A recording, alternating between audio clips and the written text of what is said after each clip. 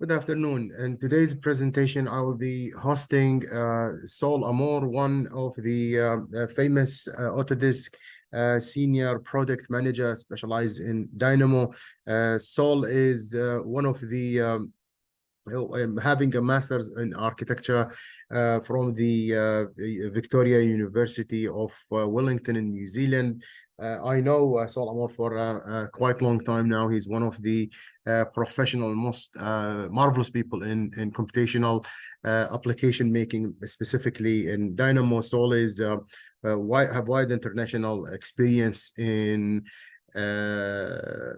architectural design and construction and background. He is actually working on different projects around the world in the international airport for Doha, Qatar, and some other projects in United Kingdom. I personally knew him with lots of my questions that I have in the Dynamo BIM forums. He actually super active there, and he answered all the questions, no matter how easy or hard they are. He also has lots of educational activities. He posted an online tutorial that you can purchase, and which I highly recommend, available on Plural site, again, to teach Autodesk Dynamo, and it's really a marvelous course that you can have a look, an interesting course that you have a look at. He also ran a couple of series videos in Autodesk regarding Autodesk Dynamo education in their official Autodesk Dynamo page available on YouTube. So I will leave you with the presentation for Sol Amour. Thank you very much and have a good time. To explain some really complex stuff, and it does so really, really well by using only these simple words. So for example, instead of being a cockpit for a spaceship, it's called a people box.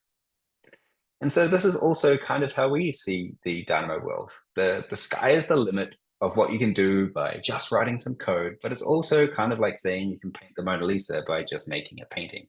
So writing code and good code is a discipline as well as an art, and takes time and effort to learn. It doesn't mean that everyone here can't do it, but it does mean that it takes time away from doing other things like designing, engineering, planning, and everything else that you want to do as an architect or an engineer or a contractor or anything in the design space. So we have heavily invested in Dynamo as an open source tool here at Autodesk because it is a middle ground between doing things manually with direct modeling and a full coding environment, and allows you to create awesome, amazing logic to record also workflows to record your logic and speed up the work that you do. So in essence, what we're talking about here is, instead of having to write code on the left-hand side, which could be potentially a bridge too far for some, or take too much time and effort to learn, it's kind of like Shakespearean speak. Only some can kind of understand it or work with it. It's more like, Dynamo is more like caveman speak, where you can just ask more simple questions. Things like, what is the view scale? So when we talk about this way that we see the world, there is this difficulty and capability curve. So direct modeling and interaction is in a certain degree of difficulty and a certain degree of capability, whereas a full coding environment is much more difficult, but also much more capable. And visual programming sits in between them. It's a bridge between both of those worlds that enables you to have more capability to do more amazing things, but it is also a little bit more difficult than direct modeling, but way less difficult than a full coding environment.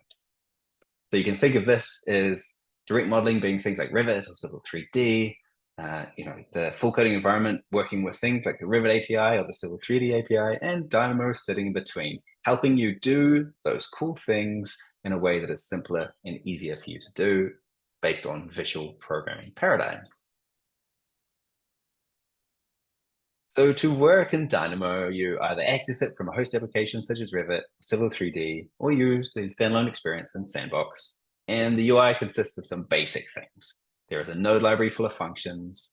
There's some nodes themselves that wire together through wires. There's ways to execute your logic. There's geometry in the background preview. And then there's other ways to use and consume Dynamo graphs after the fact through things like Dynamo Player and that UI. And this is how we see Dynamo. As most of you know, a Dynamo script really boils down to these three things. There are nodes that read data in to Dynamo. They come from many different sources like Revit, Civil 3D, Excel files, and so on, which connect to nodes that compute certain things. In this case, one singular node that capitalizes the view text, and then that connects to other nodes at the end that write that data back out somewhere. Now, sometimes that data sits inside of Dynamo, sometimes it's pushed to places like Revit or Civil 3D or Excel files and so on. So in this case, a very simple program is what you see on screen that takes some important or meaningful information from Revit. In this case, the view names, it just capitalizes them and pushes it back. So Dynamo can also be used for generative design. And we introduced this into Revit to enable users to work through design automation workflows to find ways to optimize and randomize their results. You see a designer here on screen performing a study to start exploring the allocation of retail and office space distribution, thinking about ways to minimize cost, but also maximize rentable area. And Dynamo Player actually has many different expressions as well. In this case, you have things like the Dynamo Player or generative design, which you probably know about, but we also have steel connection automation inside of Revit, analytical automation, and then we have amazing toolkits and packages, such as a synthesized toolkit by Karam Baki, who we're going to talk about with some of the examples later today. And the last thing before we jump into some examples, well, second to last thing, is that we also have a way for the community to expand what is possible inside of Dynamo. And there's almost 6 million different installs here. This is what Dynamo is really important for, is the community. We feel that the community is the backbone of Dynamo, and we're really, really passionate about doing all that we can do to make sure your Dynamo experience is the best possible thing it can be. So before we jump into some examples, the last slide here is really what Dynamo's principles are. What are the core pillars of Dynamo, and what do we use as guiding principles for what we do today? So we want Dynamo to be immediate. We want it to be a live programming environment, not something that you have to sort of recompile and wait and then run. We want it to also be understandable, which means expectable at every stage. Every single node has an output you can look at and understand through the preview or a watch node to see exactly step by step what is going on. We also want it to be compatible, which is a textual and visual correlation. Nodes and wires can relate to functions, which can be called and translated into design script. And you can see that step or that journey all the way through. And the last one is we want it to be extensible. So we want to connect with existing tools and existing data, which is why Dynamo is horizontal in nature, and you can find it in many different places. So what are some amazing things that we see Dynamo being used for today? So this is the Al Wasl Tower in Dubai, which is probably not too far away from where you're all located today, which is currently under construction. And it is an organic, curvaceous formed building of glistening glass panels that reflect the desert sun. So inside of this tower, it is a complex multi-curved exterior facade that requires a series of panels to finish, some that are planar, some that are not, and it needs to be optimized in order to both save cost for building, as well as meet millimeter precision and be easy to install on site.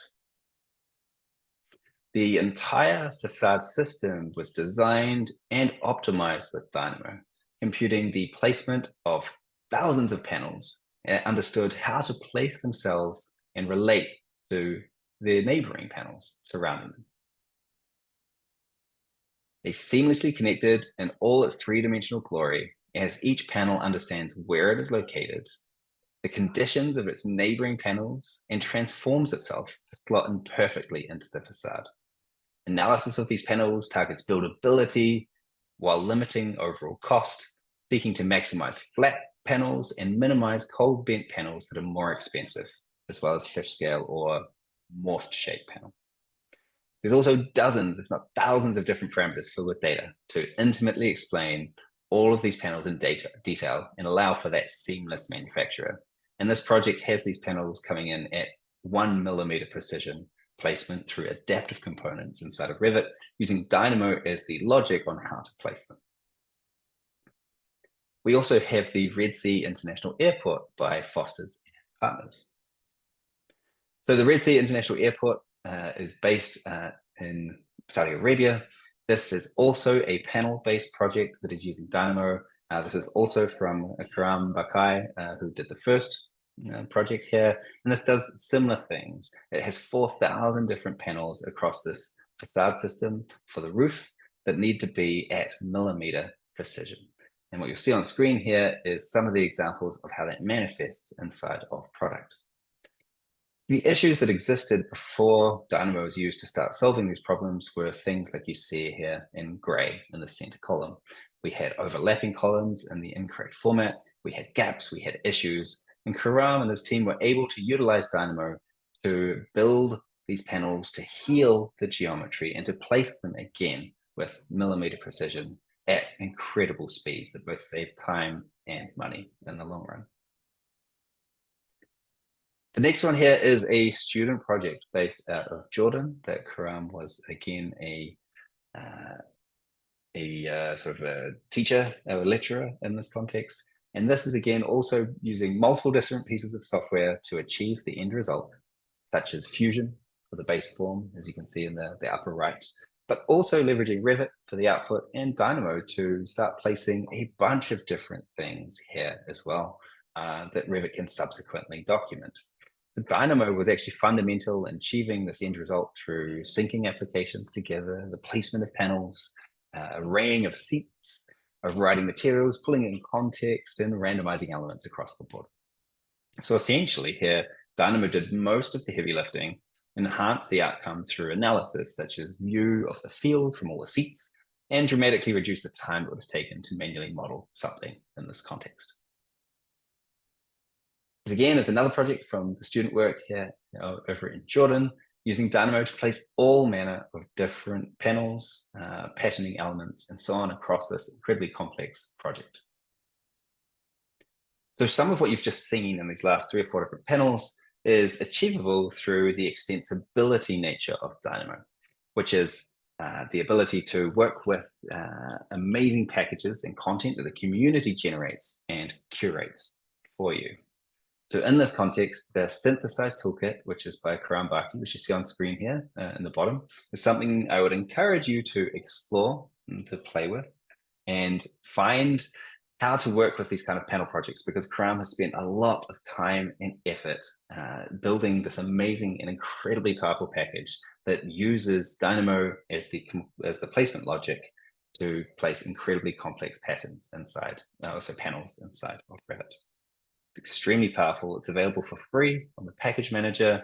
It covers a wide range of things, not just panels, but many things beyond as well. And seriously encourage you to go check it out. Karam also has a awesome blog that showcases how to do really cool things on his AEC edX website. So if you just Google AEC edX, which you see in the lower right next to the Autodesk logo here, you should be able to also find a really awesome blog explaining how to use some of this content. Another person I'd like to introduce you to is Lin Kim, based out of South Korea. And she has also created an awesome package called Lin PKG. And this does really amazing geometry-based things too. So in the context here, you'll see she does a lot of work in the manufacturing space, in the product space, if you will. And she uses Dynamo in the context of Fusion to generate really, really cool things, such as this really cool vase using a panel-based approach. So again, similar concepts floating through the images you've seen so far, which talk about paneling, but this is at a very small scale compared to a building scale that Karam was working with. So Lynn does really amazing things. I'd suggest you check her out on LinkedIn and you check her out on YouTube as well.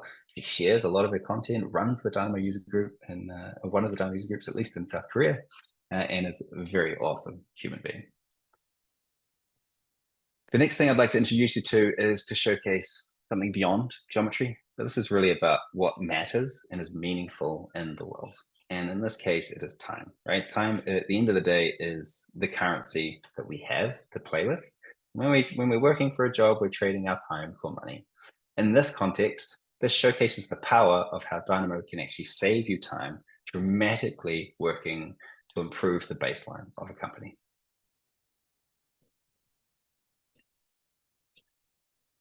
So on the left-hand side, you'll see manual modeling happening and occurring. Whereas on the right-hand side, you'll see Dynamo scripts placing that logic. We have every step taken on Dynamo starting to be shown through ticks on the left-hand side, and the same steps being taken on the right-hand side. They are at the same time right now, but Dynamo is going to finish very soon, much, much faster than it takes on the right-hand side. We're going to see a speed up of it, or 50 times acceleration, if you will.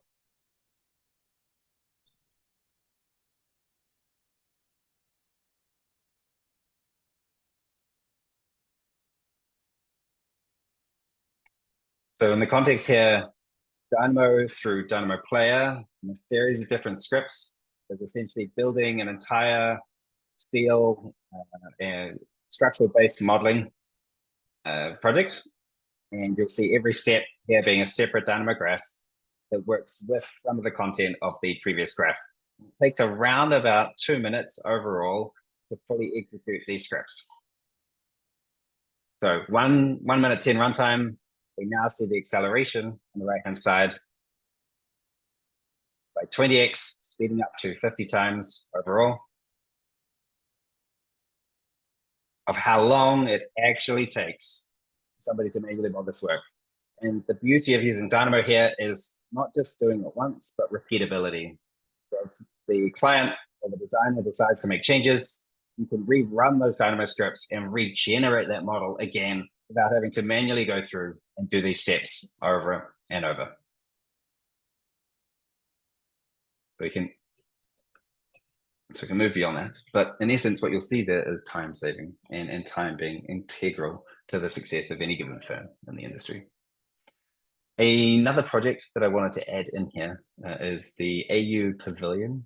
This was from, I believe, 2018 AU in Las Vegas, so AU being Autodesk University.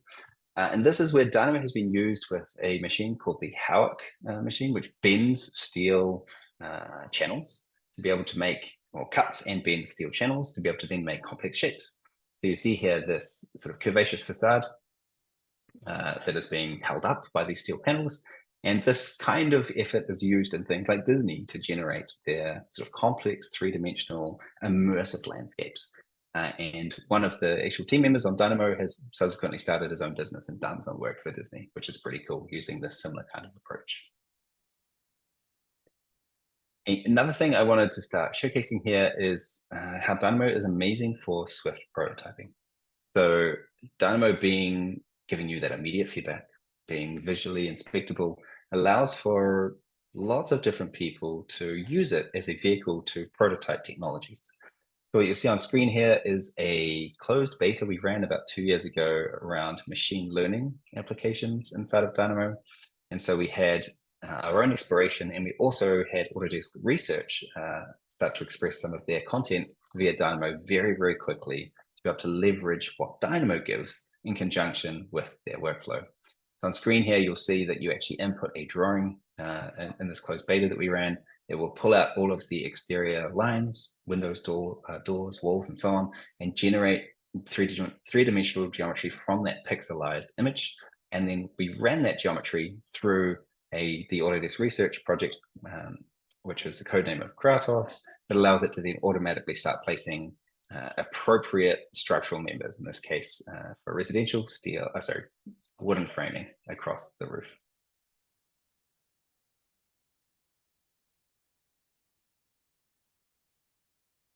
Sorry, double clicked. We also have generative design as being an exploration. So I just had one example here to showcase how that can be used in conjunction with Dynamo. So Dynamo is the backing engine for the logic of generative design. Generative design allows you to essentially run as many different Dynamo scripts as you wish to sort of evolve towards optimality of a result. So a use case for this could be something along the lines of wind farm road layouts, which the Enel group did work with. But they needed to understand where to optimally place their roads to get trucks to the site as fast as possible without getting hit by the large rotating windmill turbines in a three-dimensional sort of undulating landscape. And so they wanted to base their design around 10 different metrics to make it a data-driven optimization so they could find the best possible, most optimized result.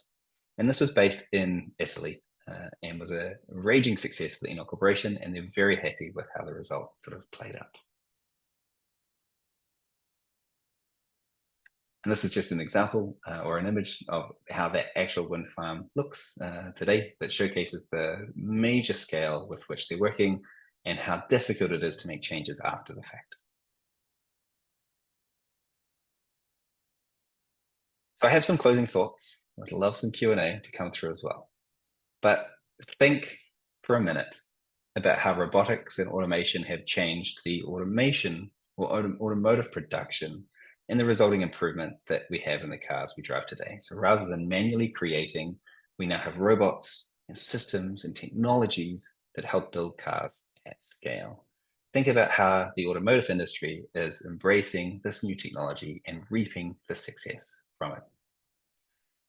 Now imagine that how leveraging more automated and digitized ways of designing and constructing buildings might impact your future businesses, your future careers, and help you address the challenges and opportunities that are facing our industry as a whole. We need more buildings, we need better buildings, and we need them much, much faster than we're able to deliver today. So how much more might you be able to do with the time that you have using something like Dynamo? And automation doesn't have to be super complicated. This automation simply sorts, red ripe tomatoes away from green ones that are unripe. I bet this is a lot faster than anybody could do it by hand. And how might this kind of approach help transform your future careers to help create the sustainable futures that this world so desperately needs for the future? There was also one final quote to leave before we hit the Q&A, which is in a Harvard Business Review white paper, Martin Fisher put it quite starkly and notes that younger generations simply have no patience for work that could be automated. It's not tolerated, and they just leave. So help us help you automate away the tedium in the AEC world. We have some time for questions here, I believe, and then I also have a resources sheet, which I will leave on screen while we can talk through the Q&A. This is just an example of things that we produce here at Autodesk, such as the Dynamo Primer. This is a really good one-stop shop resource for all things Dynamo, a good place to start if you haven't yet jumped into your Dynamo journey. The forum, where there's a very passionate community willing to help you sort of solve your problems. We have a blog, which is a lot of technical sort of blogs come through about what we're doing in product and why. The office hours, like Firas mentioned, we have about 53 hours worth of Dynamo content on that, myself and Jacob Small, as well as a lot of awesome guests who've come through that, as well as things like Design Script Language Guide and Dictionary. Autodesk University has hundreds, if not thousands of hours of awesome content across the board as well, Generative Primer, and so on. So I'd encourage you to check out these resources to go further in your Dynamo journey. And I'm very excited to see what amazing things you come up with.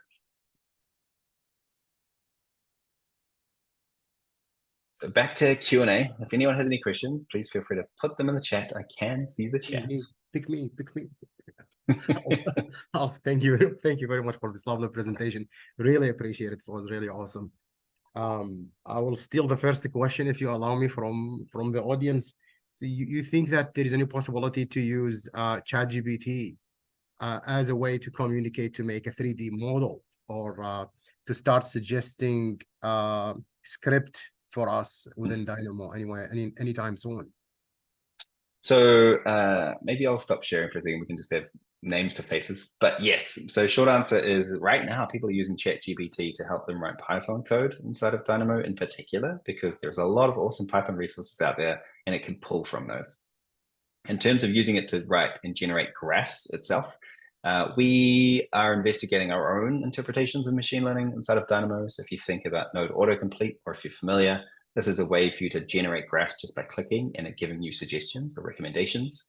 So that is currently in product now in later versions of Dynamo. So Revit 2024 onwards has that, powered by machine learning, and that's only going to get better over time. In terms of using what was the name again? Autocomplete? Sorry for interrupting. Yeah. So Node Autocomplete. So if you look at the last two blog posts, you'll see it gives you a lot of information. But basically, if you just double click on any port inside of Dynamo, so your input ports, your output ports, it's going to give you recommendations. And those recommendations are going to help you build a graph much faster with much higher speeds and fidelity. Right. In terms of like using ChatGPT to generate a graph, like right now it can't really do that. There's sort of no native integration with Dynamo. We're exploring, like I said, node autocomplete and other AI technologies to help improve Dynamo as we move into the future. I tried last time to use the ChatGPT to create a Python script inside Dynamo, and it got it's just give me lots of lots of great suggestions to get the very fast results within a couple of seconds. Sadly, it doesn't allow me to generate the scripts themselves or the nodes connection, but it's just make one Python node that have the input and the output required to complete the task in hand, and that's really really an awesome things to have if it's possible later on to suggest also the connection of the scripts. So do you also think that anytime soon we might find any more advanced modeling tool like those available in Fusion inside Dynamo environment? We are not going to have direct modeling in Dynamo. It's not what Dynamo is about, but Dynamo is connecting to things that do have direct modeling. So we will have a connection to sort of right now, Revit, Civil 3D, Format, Advanced Steel, Robot Structural Analysis, a handful of different applications that all allow you to do different geometrical things. And in the future, we want to connect to more. So we want to connect to Fusion in the future. The difficulty right now is that Dynamo doesn't work on the Mac. We're not cross-platform. And until we are, which we have plans, and we've started down that journey of being able to do that, unfortunately, we can't connect to Fusion, but it is something we want to do. Cool. Great, thanks. Let's pick from the audience question if we have. Can you access the chat? I can, yes. So I'll read it out loud and then answer as best I can. So Julia is asking, if we change one of the written nodes or commands to change the outcome in a certain way, would it affect the outcome along the other wired commands? If I can maybe sort of reframe that question back to you, Julia, are you asking that if we make a change at the front of a graph, at the start of a graph, like downstream of that graph, it's going to cause issues or it will cause changes to sort of replicate down? Yes. So the answer is yes coming in. Then the short answer is yes. So Dynamo is basically like a recipe, and it's a recipe to do something in a certain way. So if you change the data that is coming into that recipe, you're going to get a different result. So the point of creating a Dynamo graph over time is to be able to have these reusable components, so reusable scripts. There's a lot of different words we use, reusable workflows. You're basically building your own little computer program. If you think in the context of Revit and you have a button that does something, you're kind of building your own button that does something, and you can dictate how that works. So you can build a script that is really, really specific to one thing, and it only does one thing on one project, which can be really useful, can be great. But you can also build a script that is generic, that does the same kind of thing across many different projects, which can be very, very powerful and help save you time. So an example of that would be creating like a quality control or quality assurance script, something that you run on every Revit file every night, and you just get a report generated of what might be a problem to look at the next day. The whole intention is essentially to have that recipe, and that recipe is, if you make it robust enough, there's this notion called edge conditions, which means, something might behave differently to what you expect. If you build in enough robustness into your script, you can have something that is repeatable across every single project, no matter how that project manifests, which is kind of the dream. All right, so we have a question from Will. Will said, do you have any support pages for Dynamo for Civil 3D? Most pages only help with Revit. Thank you. So short answer, yeah, we do. We just released a Dynamo for Civil 3D primer chapter around about 6 weeks ago. So if you go to that resource page I had, actually I should just put that back up on screen while we talk. This would help. So if you go to, sorry, it's not letting me go to the next page for a second. If you look here at the first link, which is primer2.dynamobim.org. Inside that, we have now put in a dedicated Civil 3D chapter.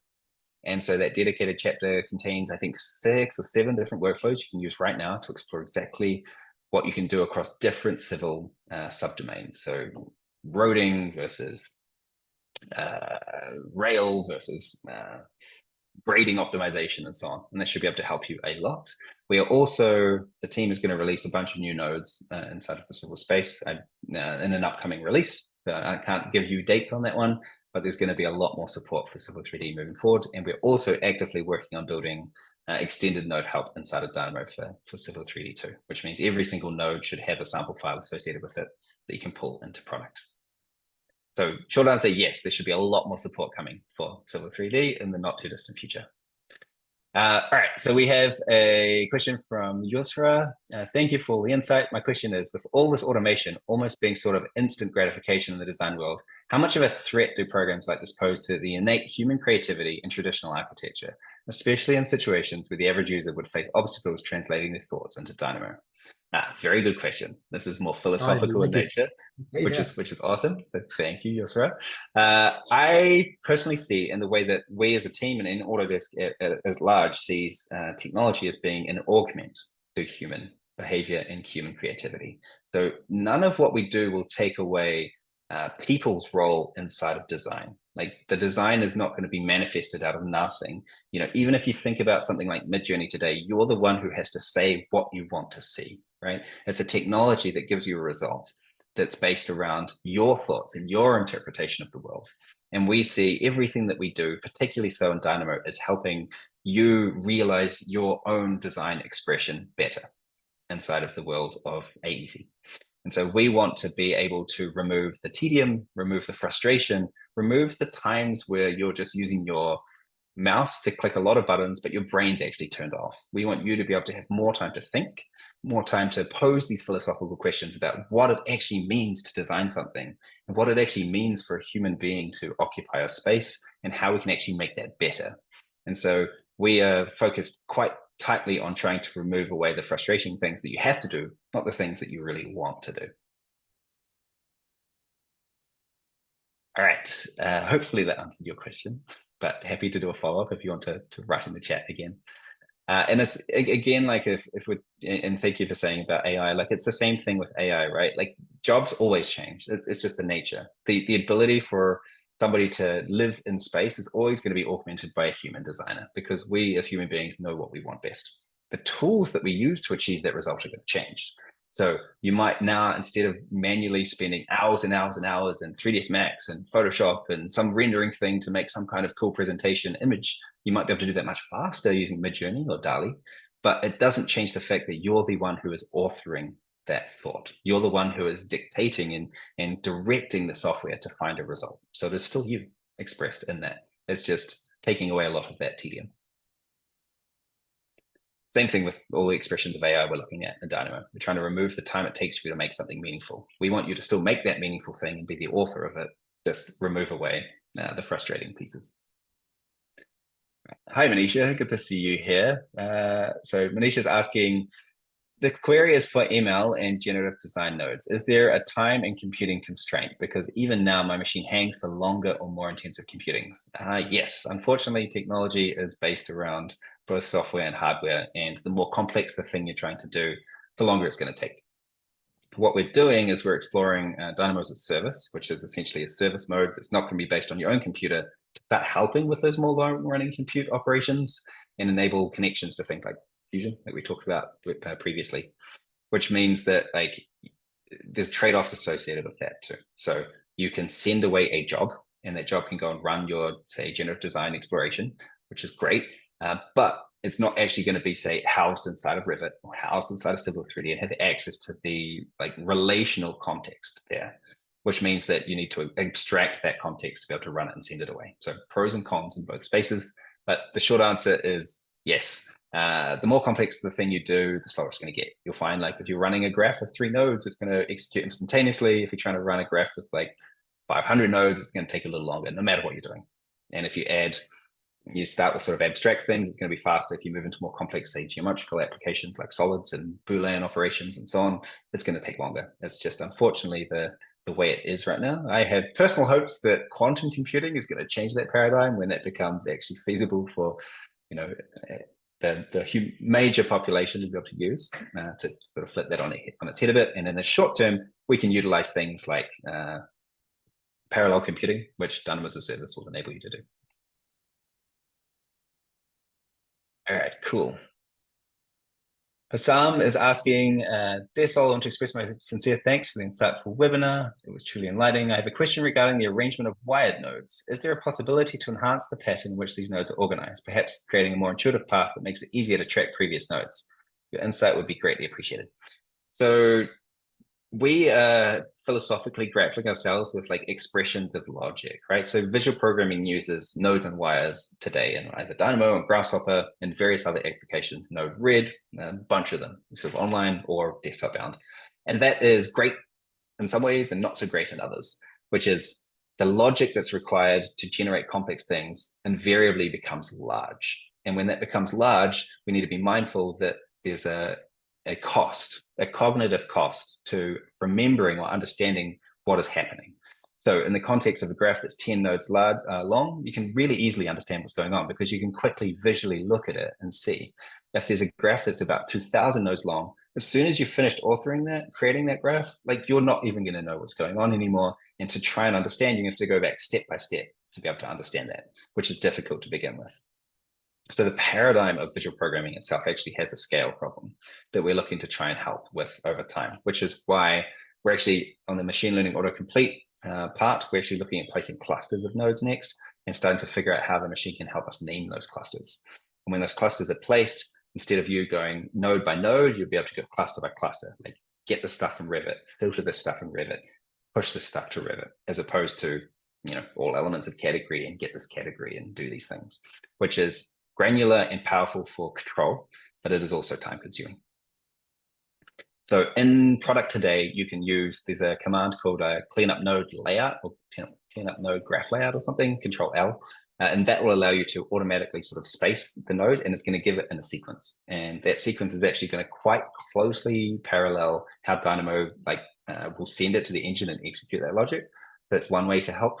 There's in later versions of Dynamo, we've introduced groups within groups, the ability to collapse groups, to fold groups down, annotations like text notes can now be pinned to nodes and so on. So these things can all help with understanding. But in the future, Hassam, we're looking to really evolve that paradigm more. So the expression today, we've got visual programming and nodes and wires, we have node to code, converts it to code. Those are two different ways of essentially reading logic, right? We're looking to evolve into others beyond that. Cool. So another question from NTU Vivek. Thank you for the presentation. I have a question regarding formwork area or paint area as formwork area calculations intensive task, especially using 2D drawings. Is there any way by which Dynamo can be able to calculate the formwork area if I give an input as a structural and architectural 2D drawing? Short answer is yes. Dynamo can do almost anything you want it to. The sort of slightly longer answer is you have to create the logic that does that, unfortunately. So the maybe interesting thing to talk about here is data. So the data that comes in can either be organized data or can be unorganized data. If it's organized, then that's great. Like it's easier to work with. There's a common pattern that has common behavior that you can expect. So for example, if you bring in a wall from Revit or a series of walls from Revit, and they're going to be drawn in the way that you drew them at Revit. So if you click your mouse button on the left-hand side and draw your wall to the right, that behavior is going to persist. And when it comes into Dynamo, that's going to give the directionality of that line. So that's great. That's organized data. From unorganized data, maybe you've got a CAD file that's been exploded and it's just a series of different lines. That's much harder to work with. Then you have to generate logic that organizes that data before you can do anything meaningful with it. So what we have done is we've introduced a node that was originally built in the community that allows you to group discrete curves together, which is one way of starting to organize that data together. But yeah, the takeaway here is that yes, you can do it. I can't do it for you, but you can ask on the community forum and they should be able to help you with this 100%. But the steps would be query whether or not the data coming in is organized or unorganized. Organize it first, and then you'll be able to have a repeatable process to work with. All right, cool. So Manish is following up with the queries for ML and GNF design nodes. Is there a time computing constraint? Because even now my machine hangs. I already read that. The follow-up question was like, thanks. So we can have a Dynamo GPU on higher. And also just a suggestion that if there can be an AI intuitive tool within the environment to inhibit us to build the budding users to click on possible endless loops. Yeah, that we are very conscious about endless loops. We're conscious about how that works and operates in software. It's difficult in scenarios like Revit because it is essentially like in context, which means if you run a Dynamo graph, everything's locked up. And if you made a mistake there, it kind of falls over. So we've got work to do on that. For sure, we want to be able to have an ecosystem, especially a paid one in the future. If there's a GPU on hire, that limits the damage that could fall out of that. All right. So we have Kobus asking a question here. In the previous slide, you explored Dynamo to generate 3D walls, windows from 2D floor plans. Was that a specific package or native nodes? Is there a possibility to test it out? Additionally, it is functionality confined solely to converting 2D floor plans to 3D elements, or does it extend to processing 3D images as well? For instance, can one input a 3D image into Dynamo, enabling it to approximate and export the 3D geometry of the image? Okay, there's lots of answers wrapped up in this question. Number one, unfortunately, that was an exploration that we did that required technology and a particular setup and a particular service that we have spun down now. So it's not available to test today. So sorry for that. It was us trying to explore using Dynamo as a prototyping tool, what technologies could be. So actually one of those technologies is now manifested in ACC. So Autodesk Construction Cloud as a quantity takeoff tool. So the ability to do object detection on 2D drawings to be able to pull out that sort of relevant information. And those technologies will start to manifest across different places in time. But the Dynamo exploration of those, unfortunately, is not. There's a lot of nuance to that around legalities and services and a bunch of different things. I can't really go into too much detail, take too long. But the short answer is unfortunately not available. We did get some cool results with that, and we do want to explore that space moving forward for sure. And then to your second part of your question, there is some exploration these days in the worlds of gaming to say take sort of three-dimensional objects or photos of images and create sort of three-dimensional mesh objects from them. We don't have an expression inside of Dynamo that does any of that yet. In the future, we could do, but one key takeaway here is that Dynamo essentially is a wrapper, if you will, if you want to use sort of coding language around APIs. So what you can do in other places with APIs is what we try to express inside of Dynamo. So Dynamo's power comes from tapping into Revit's API or Civil's API. It taps into our geometry kernel, which is one that Autodesk develops. It taps into things like T-splines. It taps into Excel. It taps into like basic Windows functions. All of those things are APIs that do cool things, and Dynamo allows you to sync them together. So to the notion of machine learning, like, it's not actually appropriate for us to have that out of the box ourselves. What we're looking to do is have other expressions of that inside of Autodesk and us give you access to them through Dynamo.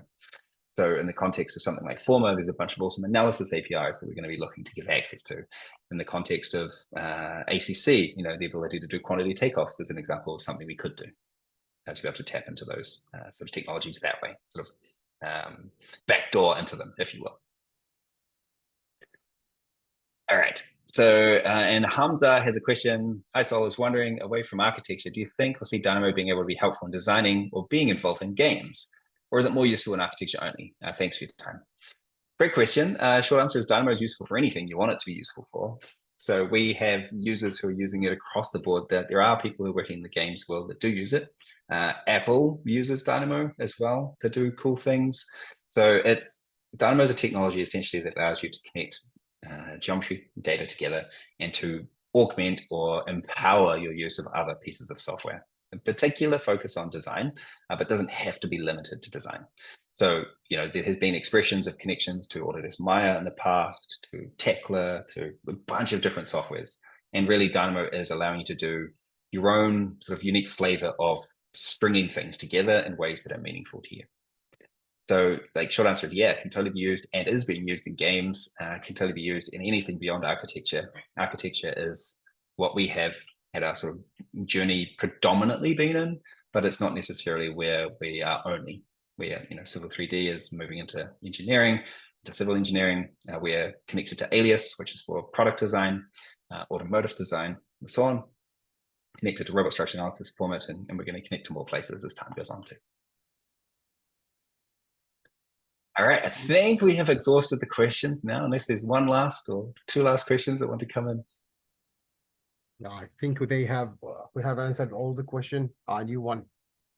All right, final question. Let's call it this day. So from Julia, that's appropriate given you asked the first question too, Julia. So, is there a chance for Dynamo to work in the same way of programming or coding for the future with a much simpler concept in coding?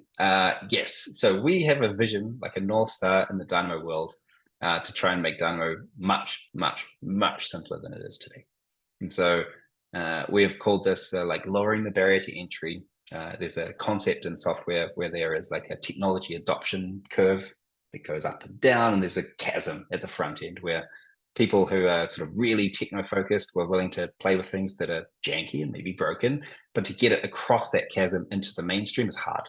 And so we have been focusing on like reducing that chasm and bridging over it for sort of the last 2 or 3 years, actually, which is why you'll see way more documentation in Dynamo, way more tooltips. We redid all of our descriptions and our node ports. We have extended node help coming through in Dynamo, interactive guides, node autocomplete, like a bunch of different things, better annotation tools and so on, to try and just make it easier for you to use.